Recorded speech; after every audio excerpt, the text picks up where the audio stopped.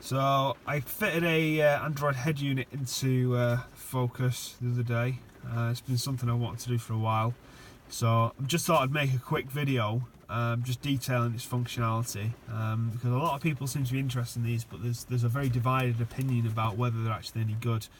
I think there's been some very poor examples in the past which have been slow to boot, crashing, etc. So the general consensus, some people think they're okay and others think they're absolute shite. So I just thought I'd share my experiences with this one I've got here. So this is an Ericsson unit.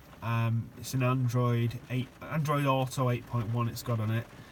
It's got Wi-Fi, GPS, 16 gigabytes of internal storage for apps, etc. In terms of fitting, it's actually quite a nice fit.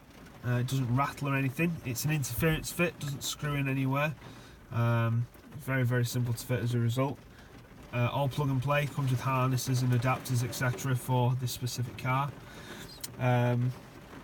Only issue I had with installing it is I found that the aerial, I couldn't put the aerial connectors in from the standard aerial, and the reason is that although they're the right kind of connector and everything, they're just too close together, and the plugs just don't do it. And it's Chinese plastic, essentially on the back of this head unit, and I don't want to be rough with it. I'll just end up breaking it. So I didn't end up connecting the aerial because I don't really listen to the radio anyway.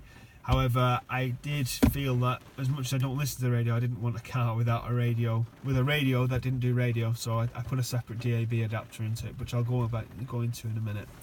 That was the only issue during installation, so it might be worth, if you're thinking about getting one, getting that adapter. It's about 25 quid, and it comes with a separate aerial for it.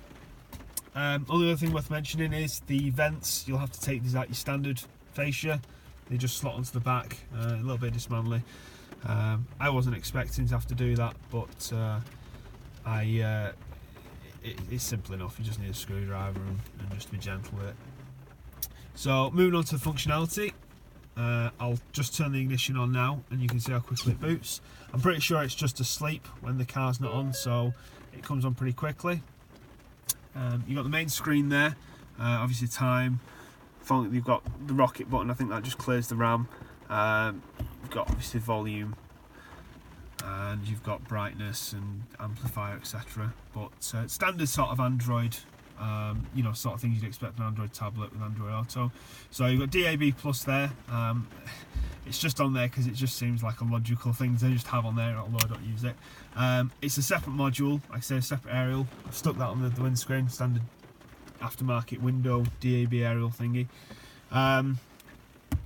Open it up, you just open the app, it just launches it. It's going to jump to some random radio station. Yep, there we go, BBC Asian Network.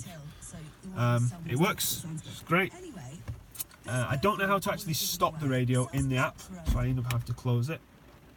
In terms of audio functionality, the steering wheel controls work. So as you can see there, press there, you can scroll through. Isn't that great? And these work as well. You've got the volume and the track, next track selection. As mentioned, it's got GPS built in, this unit, so no separate adapters.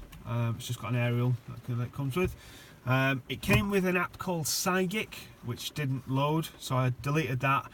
And then basically the navigation button, you just tie it to an app. So I just tied it to offline maps, which is what it seemed like. It had really good views. I've used it a few times, pretty good. So open that up, and it should bring up the offline apps, and it loads up. So it seems to work really well. It's not sluggish or anything like that. Sort of signals straight away. You just obviously type where you're going in there, and then it just goes to like a 3D sort of view, like you find on your TomToms, etc. So we'll close that. Again, you can just swipe, get rid of it, just like you would on any others. You can, like I say, you can put pretty much anything, any app on this. I'm pretty sure most Android apps work on Android Auto. So you can say I've got SoundCloud, which is music streaming. Music is what you'd expect.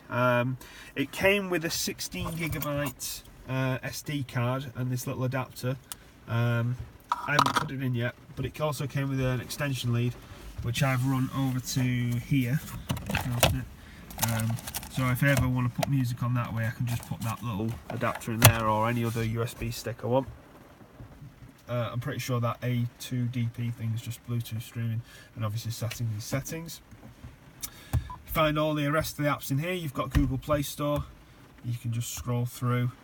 It's got quite a lot of functionality, this, and I won't really go into it. Imagine an Android tablet stuck in your dashboard. The possibilities are endless. That's really that in terms of functionality. What else did I want to mention?